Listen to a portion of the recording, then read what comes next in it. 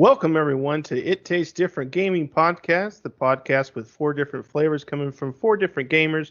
I am your host, Nick Irwin, and I want to welcome my co-hosts, Shane Eisterhold, Patrick Smith, and Russell Rowe. Hey, Patrick, where can they find us? Well, the first place you should check out is our website at ittastes.different.com. This is the place where you can subscribe to all of our streams and connect to all of our social media sites. You can also find us on Facebook at It Tastes Different. We're also on Instagram at It Tastes Different PC. And then last but not least is Twitter, where you can find us at It Tastes Diff. On the menu today, we offer Pan de Muertos with Phasmophobia. Phasmophobia is an indie co-op psychological horror game developed by Kinetic Games. It was released in early access on September 18th, 2020 for PC. It also has VR support.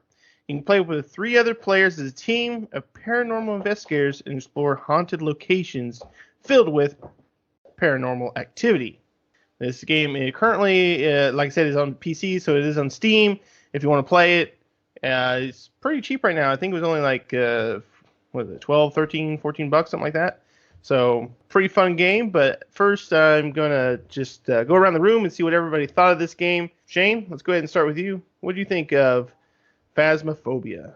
Well, it definitely required me to change a pair of shorts the first time I played through it. It does what it's supposed to do. It puts a fright in you. I really enjoyed it. There's several technical issues with the game still. I mean, it is early, but it does the job so far. It is meant for VR play, though. It really is. But just playing straight on PC works fine. If you have a good PC or one that actually works right, mine's crap.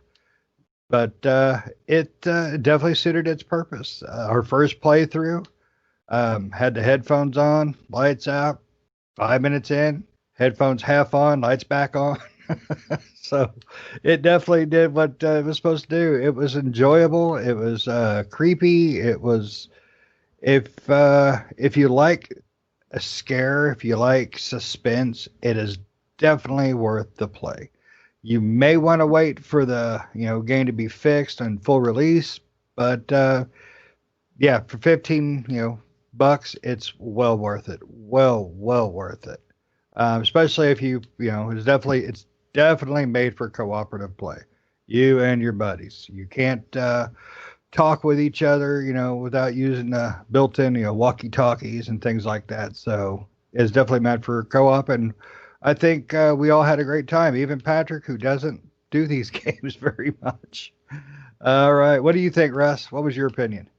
I'm really pleasantly surprised. The game was a lot of fun, actually. I'm not a big psychological thriller type of guy either, but at the same time, this kind of game here is just ripe with fun with friends. I mean, it is like the good version of Golf with Friends. The Golf with Friends was actually more of a nightmare than this game was.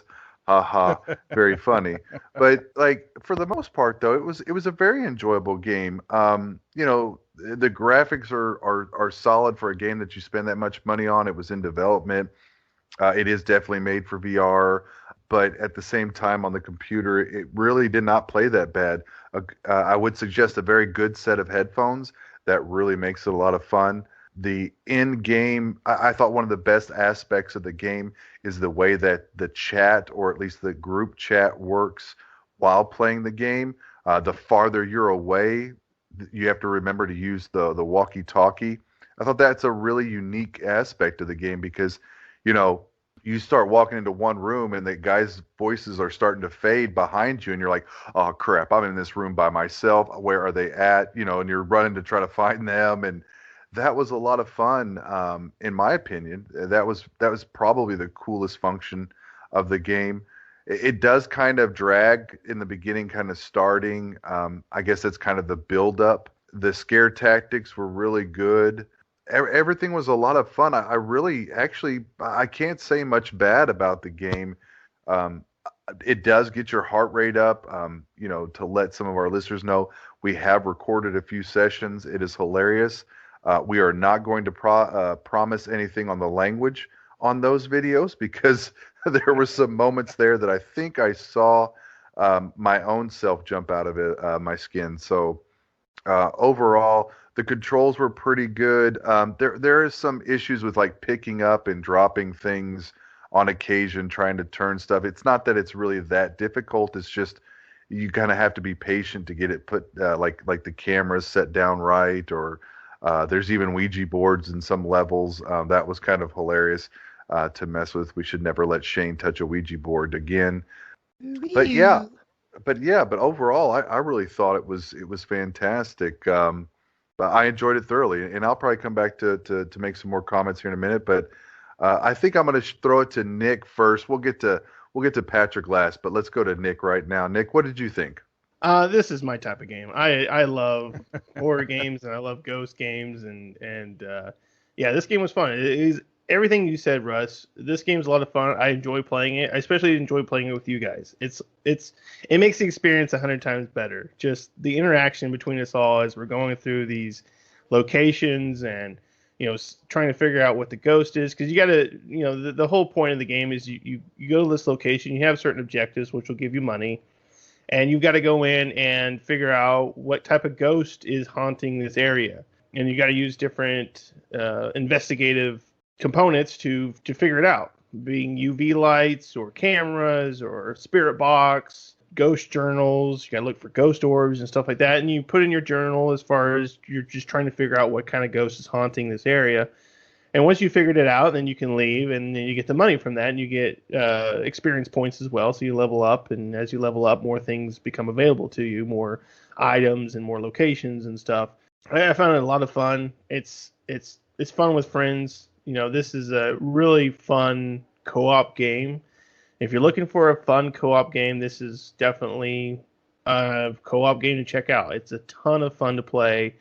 And I hope it is in early access, like everyone said, and I hope they really expand on what they have here, because they have something pretty special with this type of game. So, hopefully they expand that, and I would love to see more games do this type of co-op. I mean, it really focuses on the co-op. I mean, like Russ said with the voice chat, it's the greatest idea, right?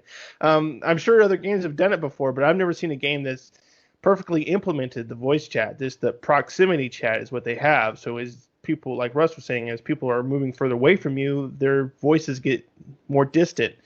If someone is upstairs and you're downstairs, you can yell and you can barely hear them say something, but you can also chat over the walkie-talkies, which you have, which also the nice thing about it too is when you chat over the walkie-talkies, it does come over as you are talking over a walkie-talkie, which I think is a nice touch. It puts that walkie-talkie kind of voice over the walkie-talkie. So no, it's not just normal voice. It's kind of like it is like you are talking through a walkie-talkie, which is really cool. So yeah, I think this game is. I think it's a lot of fun. I have a lot of fun playing it. I enjoy playing it with you guys, and I think it's a great. Like I said, it's a great co-op game, and it's for the price right now. It is in early access, so you got to think about that. They are adding a lot of things. There are bugs. There are issues with the game as far as performance and bugs and things like that, but they're not entirely game breaking in a sense. As long as you have a machine, PC that can run this game pretty well, you don't have any issues with your PC, then it'll run just fine. It doesn't take a giant rig to play this game, but maybe for playing VR it does, but if you're playing it normally it doesn't. So yeah, I think overall this is a great game. I enjoy playing it, and that's pretty much all I have to say for it right now. But Patrick, I know you don't like these types of games normally, but what did you think of Phasmophobia? My friends are all jerks, and I hate it. This is a game for people who hate their friends, because that's all this game is. Half the time, it's somebody screwing with somebody, because I don't know how else to put it this way, but I don't know how many times I've gone to run out the door and somebody shuts the door on me and then I freak out because I think the ghost has locked me in. So, said I was sorry. It's an interesting concept for a game.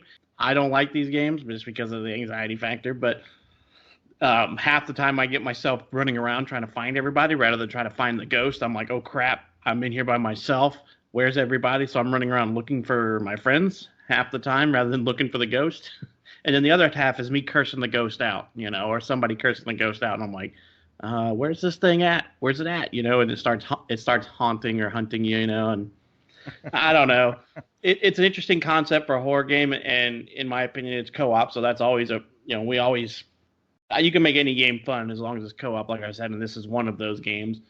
But it is pretty scary, especially when you're running around and the lights all start flickering, and a lot of the mechanics aren't very well explained yet because it is an early access game. So half the time I'm like, how do I use this, and how does this work? Like every time I go on to like Reddit or something, I'll find out something new about how the crucifix works, and I didn't even know how it worked half the time until I went on to Reddit forum. I'm like, this thing didn't work. What is it supposed to do? And come to find out, it only has a certain number of charges on it, and you have to throw it on the floor before they start hunting and stuff like that. And I'm just like, where do I read this crap? So it's definitely an early access game, and I saw some screenshots on how they're going to remedy some of the tools and how to use them and stuff. So that'll be good, but it's got a lot of replayability because every location, even if you do the same location over, it kind of changes the layout of the house a little bit to some extent, or where the ghost likes to haunt, so it is pretty scary for somebody like me. Like I said, if I'm the last one left alive, I'm just immediately beelining for the front door. I'm like, screw it, I'm getting in the truck and leaving, So, but it is a big game where you just, we end up screwing off for some part. We'll try to solve the mystery of the ghost, and then before long, everybody gets bored with trying to solve the mystery of the ghost, and they start messing with each other. Like somebody will be flickering the lights, or they'll be down in the basement with the central box, turning it on and off, and I'm like, oh my god, the ghost is coming. So, or people will just be creeping around, waiting for you to come around the corner or something. We've scared each other by running into each other more often, I think, than the ghost scares us. So, it's definitely a game for those who like to mess with their friends. I'll put it that way. One of the aspects I kind of liked about it was, there was no true penalty for death. Like, really, they do kind of push you to solve the mystery, even if that does put you in a predicament that, you're probably going to be killed by the ghost or whatever. I kind of liked that about it. I was kind of worried that, if you die, well, you don't get any points, so it's just a wasted trip. You might get some deduction or maybe some XP or whatever, a little bit less XP, but it's not anything that's overly noticeable. I thought that was really nice because it does lend to kind of like, okay, look, I don't want to go back in there, but I'll go back in there so that we can maybe get one more objective done. And if I die, I die. It's not the end of the world as long as we get the ghost right. So I thought that was a neat aspect to it. I will say the only things that happen when you die is you lose everything you've purchased, which is kind of a real big detriment, especially if you spent hundreds of dollars, and you don't get any XP, right? You only get XP if you solve you don't get any XP except for if you put the right ghost in the book. Other than that, right, you get no additional XP. Yeah. So for dying, you lose everything you've purchased, and then you lose it's not just what you had on you, because I bought like 2 or 3 smudge sticks, and like one person took one and I took one, and then the lighter, and I'll die and I'll come back, and the next round I won't have any of the stuff that I had bought.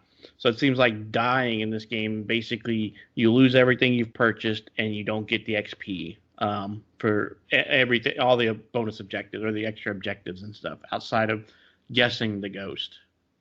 Well, you get so all the objectives, from my understanding, from what I've seen, from what we played of the game, finding out the ghost and the objectives give you cash money, and so even if you die, as long as your team has, as far as you figured out the ghost with your team, because you can still, when you die, you become a ghost, and you can see your whole team. Now they can't hear you, but you can hear them, and you can see the ghosts more easily when you're dead. But you still get to move around, and you still get to just to kind of go around. I think, and I hopefully they introduce this later on, that I hope when you're a ghost, you can start messing, you can pick things up and stuff, and where where your friends and stuff see like things levitate and get thrown at them and stuff. That would be really cool. See, if you could interact with your friends don't like you, play right there. Like, the ghost is coming. No, it's just Nick. Right. Or you come through the ghost box, like through the spirit box. That would be really cool. Like if you're talking, you can kind of some of your words echo through the spirit box. Of course, they would have to put that in a way where it doesn't conflict with the ghosts, right? But from my understanding is, even if you're dead, you get you get money from all the objective stuff. Now, I don't believe you get any experience points, and if you do, it's very little. I haven't really noticed. From what I've noticed, you don't get any experience, but you may get a little bit, and I'm just not noticing it. But you do get all the money from all the objectives that are completed, and especially even as a ghost, you can still complete the journal and you still get the money from that. They do have an insurance, which you get the money from. I don't know how the insurance works exactly. I don't know how you get insurance and how that works. The last few times that we played, I did die, and both times I did get insurance money. But I don't know if that's money for the things I had or how that plays in. I don't know how the insurance portion plays in. It doesn't really explain that, and so that might be something to look up, and I'm sure they'll put that in there later as far as what that is. From my understanding, from what I've seen and what I've read, is from the stuff that you have on there, if you're for the stuff that's not normally given to you, like flashlight and UV light and stuff like that, like the stuff you purchased, if your friends pick it up and bring it back to the truck, it will remain in your inventory. From my understanding is as long as they pick it up and bring it back, it will come back to you. But that's not the way that it's been happening. I don't know if it's a bug or not, because I purchased, like 2 smudge sticks, 2 candles, 2 lighters, and all that stuff. And when I died, the candles were before I died, the candles and the salt and all that stuff were on the truck. And then when I died, none of that stuff was in my inventory to be able to place in the game any longer. So every time it happens, everything that I pre-purchased is gone. So that may be the penalty for dying. But I've also heard that you can, and we haven't tried this ourselves, but I also heard when the ghost haunts you, you can actually hide in the rooms where they don't haunt, and they won't find you. Almost like a game of hide and seek, right? If they kind of come at you, you kind of hide into a room and hope that you don't die. Because normally we just cower in the corner until we get killed, but apparently you can kind of run from them, from what I've seen and what I've heard. You can kind of run from them or hide from them in a different room, and they won't find you, and you'll survive. So that might be kind of a way for us to live a little bit longer than sometimes we do. I ain't afraid of no ghost. I'll stick a crucifix up its butt. Actually, I hate that damn game at times because of the anticipation when the lights flicker, the cold breath. Man, that's when the game gets its best and its worst, because it's like, oh crap, who's it gonna get? Okay, It was Nick. And then thinking you know how to play, like with the crucifix. The whole time I thought, really, you just hold the crucifix out in front of you and it protects you, right? No, that's not how it works. You actually have to throw it on the ground before the lights start flickering, and it protects like a 3-meter area around it or something like that. Right. Yeah. And in the smudge sticks, like, don't use them until you get to the room, because they do not last long at all. Found that out the hard way. So yeah, there's no real instructions for the game. You gotta either figure it out on your own or just Google it up or something, because it there's a lot of little things to that game. I mean, there really is. For sure. Yeah, they do give you a short tutorial at the beginning, but it only teaches you the very basics of the game. How to look around. All right, you're finished. Yeah, how to pick things up, how to put things down, and the normal investigation items that you start with the UV light and the spirit box and stuff like that. But all the other stuff that you can purchase, they don't explain any of that stuff. So that stuff you either figure out on your own or like you guys said, look it up. Right. But I mean, for a game it definitely has technical issues still, and a lot of my computer just sucking butt. But the game itself, for $15, it's really worth, especially if you got a group like we do. We like to play games together, even if it's not our cup of tea. Like for Pat, this isn't one you would ever catch him just playing by himself. But it is so worth those laughs that you get. For $14, I feel like we've got my $14 worth, even though it's not a game that I like to play. But I will play it as a group. Like I said, we do play as group, but I'm usually tagging along with somebody. The whole time I'm like, where's Nick? Where's Shane? Where's Russ? Like, I gotta find them. Oh yeah, I didn't go nowhere by my damn self. Ain't happening. Anytime Shane did go off by himself, we would find his pile of crap on the floor and be like, did he die or did he disconnect? Yeah, I got a crap PC. Yeah, Shane's computer couldn't, or he's got some sort of memory issue with your machine. Yeah, it's not the computer. It's just there's some crap going on. It's But the good news is, yeah, he's got that ID 10T error. Yeah, no crap. Yeah, I don't know what all that computer stuff is, except for it just sucks. Poor Shane. Hey. Let me guess, you gave me some computery joke that I didn't catch. ID 10T. Write it down. Identity? No, write it down. No. Write on a piece of paper right in front of yourself. Just look at it. ID 10T. Dear listeners, while we wait for this, let me give you some music. Oh, I'm going to pass. Or we can just, better yet, it's a PEBCAC error. Yeah. Overall, though, so the reason why I said we got a little XP, just to go back on that real quick, was because we wouldn't have leveled it all. There was a part where we played about 5 missions, and I died at least 4 times within that. And if we were getting XP, I wouldn't have been keeping up with the rest of you all. I'm right behind you in XP. So the items, I do believe you are right, because I lost, like 2 or 3 flashlights in it and everything like that. But I do think we get some. If we make a guess, I think we get some XP, or if we make it through a certain portion of it, maybe. I don't know yet. We'll have to find out whenever the time comes. But I was getting some XP even when I was dying. Right. Yeah. Again, yeah, exactly what you said. I don't know if you get XP or not when you die. It does seem like you get some, a very little amount, but I haven't paid attention to know or really noticed it enough, because when you solve it and you survive, you can notice that XP jump. And when you die, it doesn't really show. It shows I think it shows your XP, but it's such a small jump that you don't really notice it. But yeah, and the XP importance is for newer maps, more difficulty.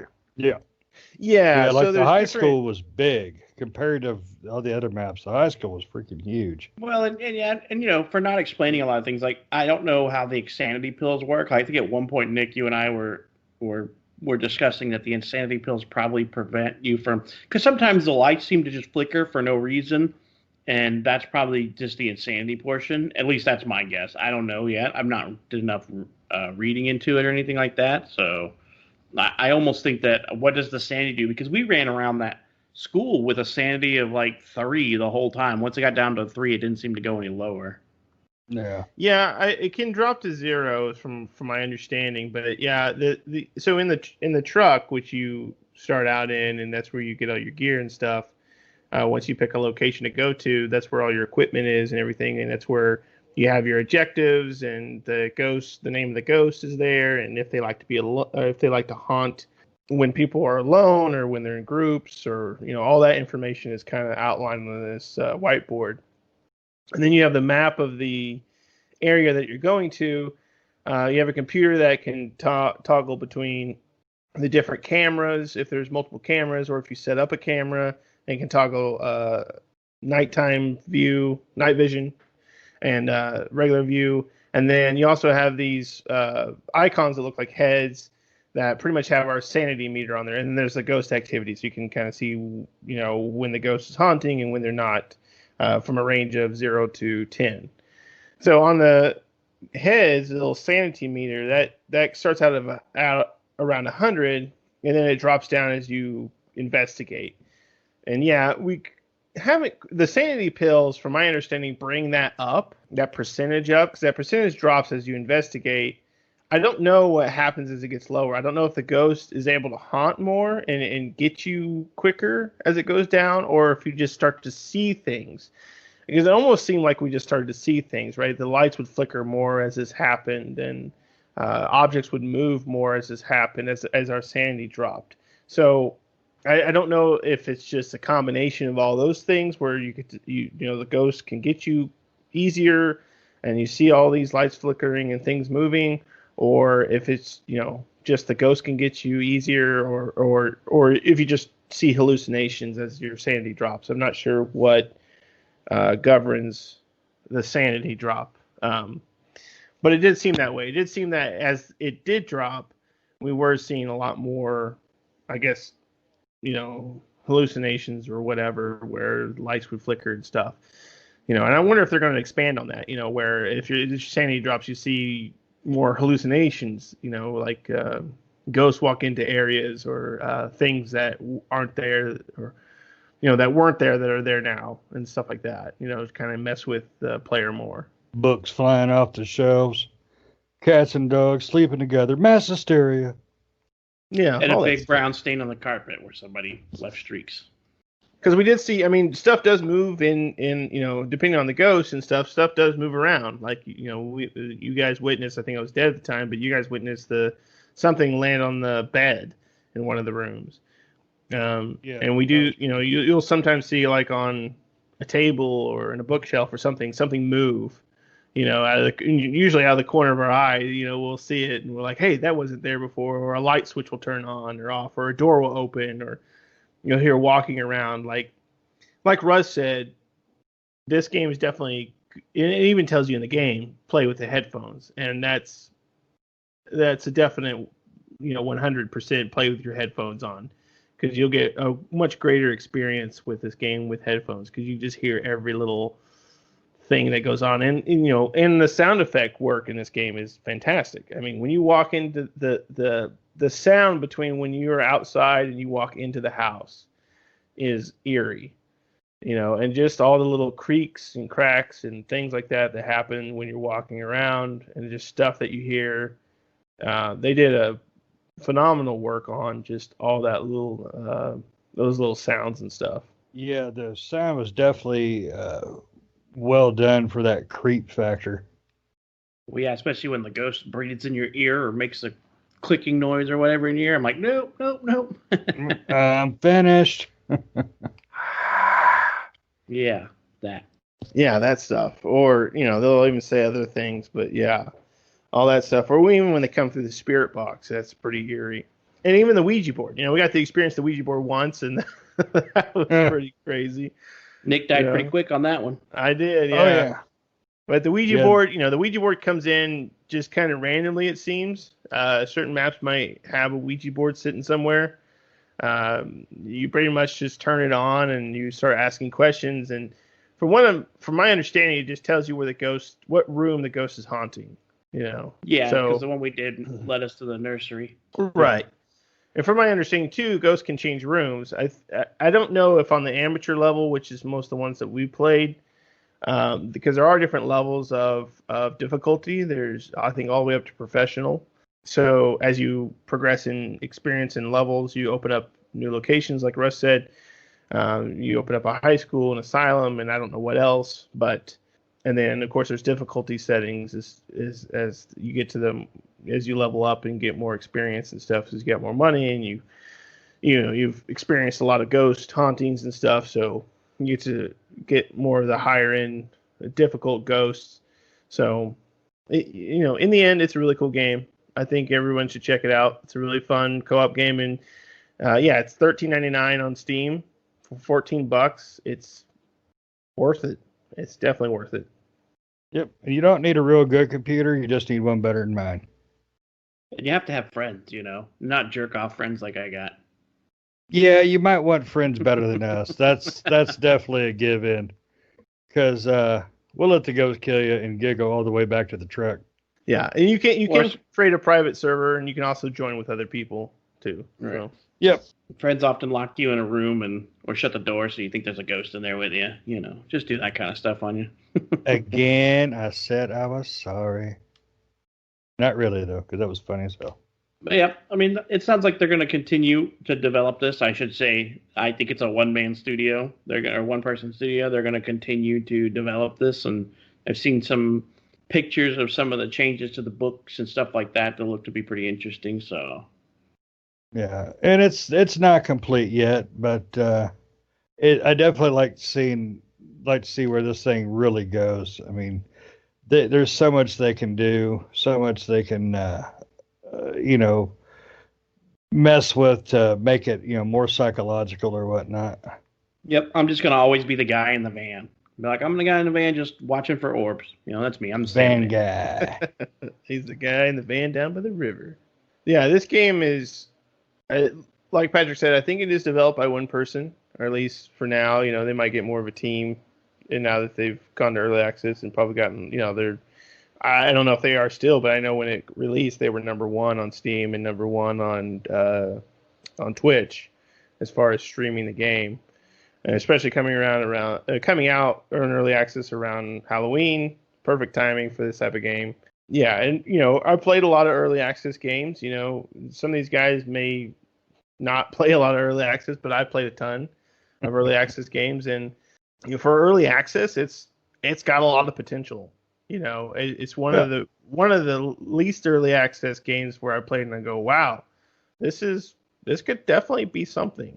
You know, they just need to tighten some things up and add some more stuff, and this could be really just, you know, this could be really cool when they get done with it. This could be features a lot of content and just be, you know, it's already fun and could just be more enjoyable and more fun once they've gone to full release with it.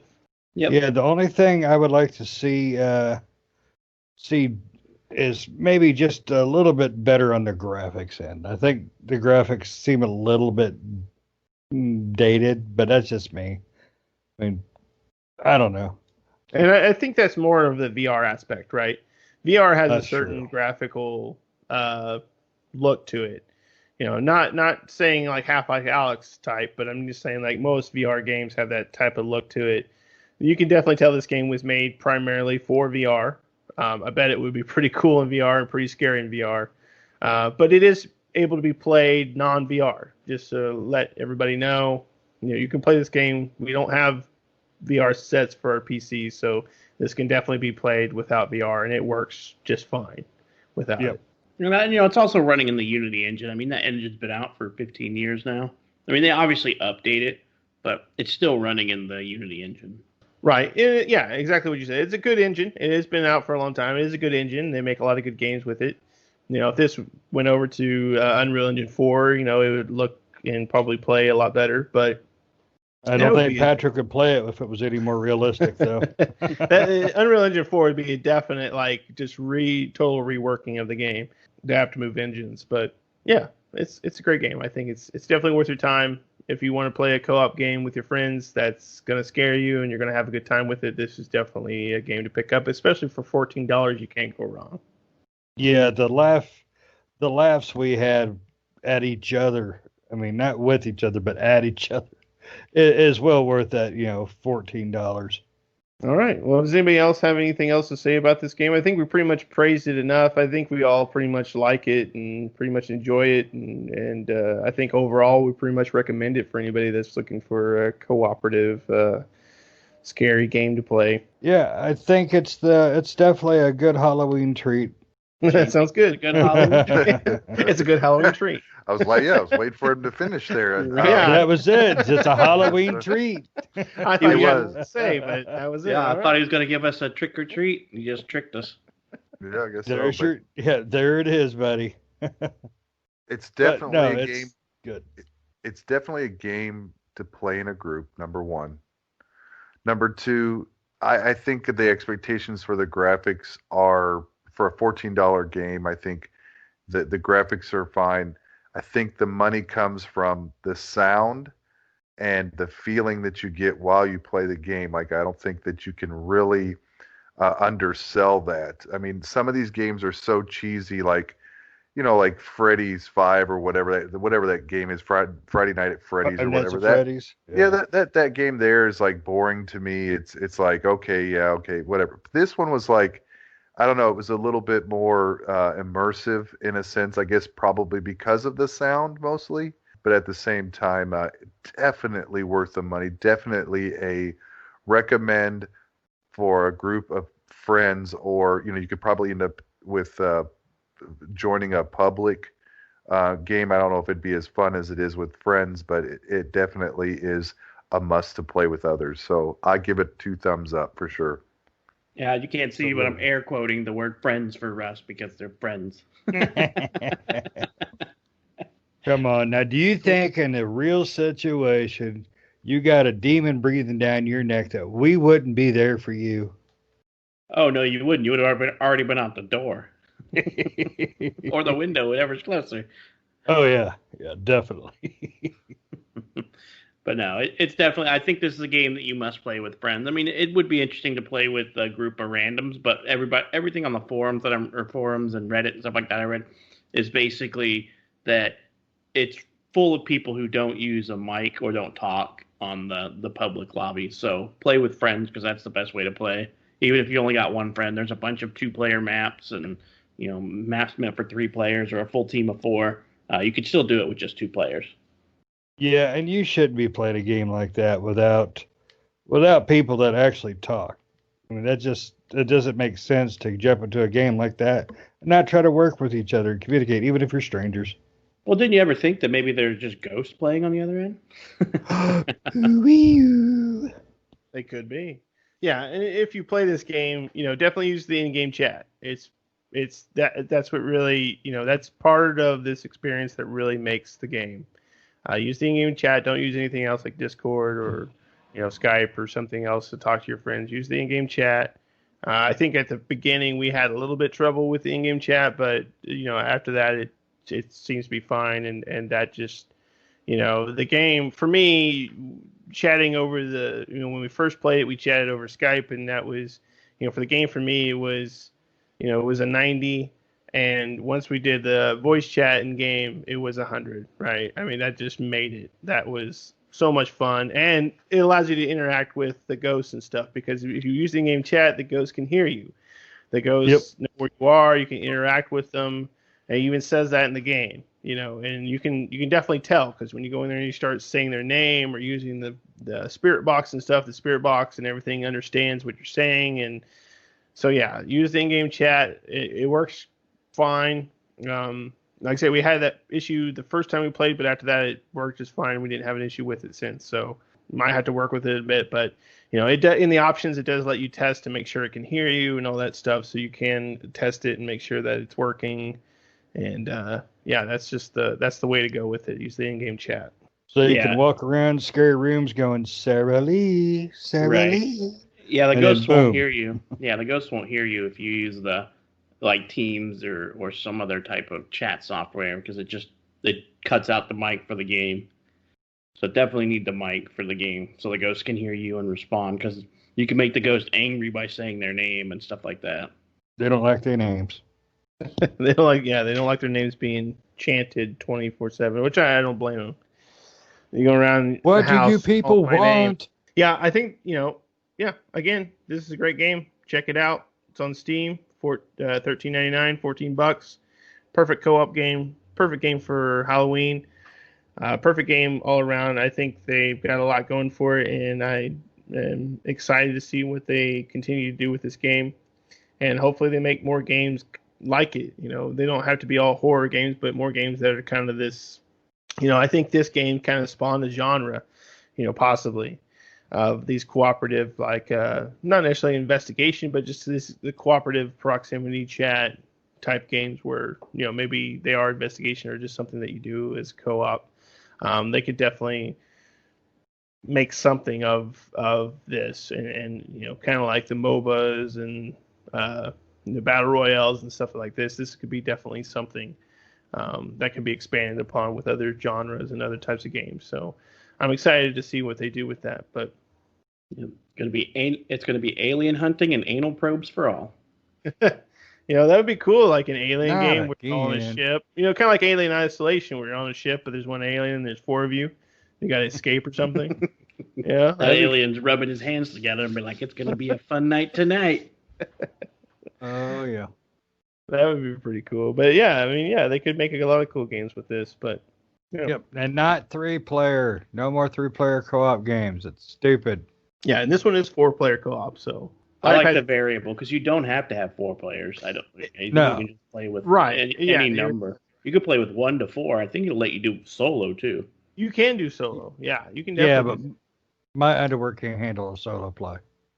I've played a few times solo. It's Yes, but you're the masochist of the group. We have to wear the brown pants when you do the solo run. That's right. it's a little frightening by yourself, but it's still fun. Solo's okay, but the most fun you're gonna have is playing with your friends. So definitely go that route. Definitely. All right. Well, I think that's all we had to say for this game. Thanks you all for joining and talking about this game, and see everybody next time.